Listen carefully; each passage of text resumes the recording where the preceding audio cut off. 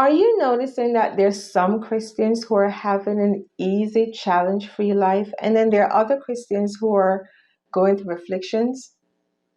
Well, we're going to talk about why our journeys are so different, even though we're serving the same God.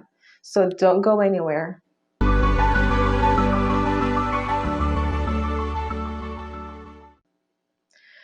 answer this question, we are going to look at the book of Jeremiah.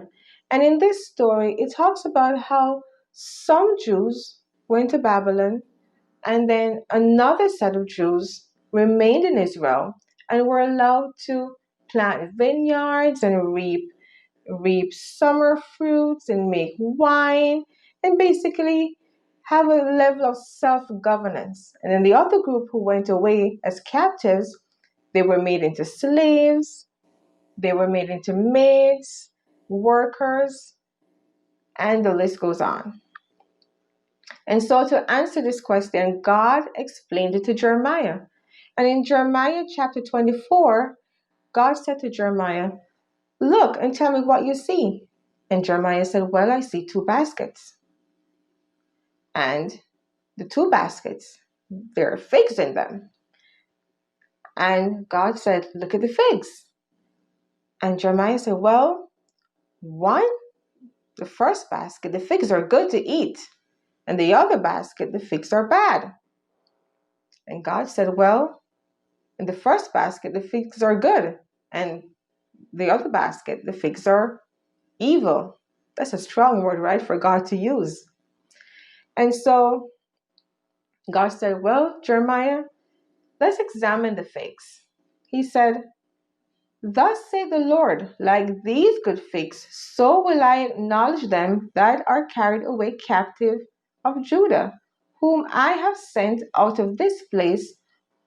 And so it was the Lord's doing. They didn't go as slaves to the land of Babylon by accident. No, it was God's will for them to go. Now, was it God's will for the others to remain and reap summer fruits and make wine and have a level of self-governance? God went down and said, "Well, let's look at the evil figs. As for the evil figs, which cannot be eaten, they are so evil. Surely, thus said the Lord, I will give Zedekiah the king of Judah and his princes, the residue of Jerusalem that remain in the land." And so here God is saying that I have no use for them. I have absolutely no use for them. And because I have no use for them, I allow them to stay in the land of Israel. Now, the entire Israelites were God's people. So, just as us who are Christians, when we come and we accept Christ as our personal Lord and Savior, we belong to Him. We've made a commitment to Him. But sometimes we don't allow God to build us, to mold us, to make us. And so, in that case, He cannot allow us to go through affliction. Now, when we look at the two baskets, the evil figs and the good figs, we need to ask ourselves the question, what basket am I in today? And the good thing about it is that God is not going to choose the basket that you're in. You get to choose, I get to choose the basket that I am in today.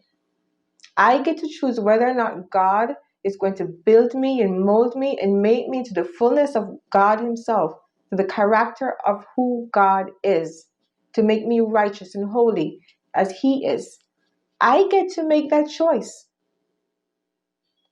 So I encourage you to make the choice, to make the right choice today, to allow God to build you and to mold you and to make you into the character of who He is, righteous and holy.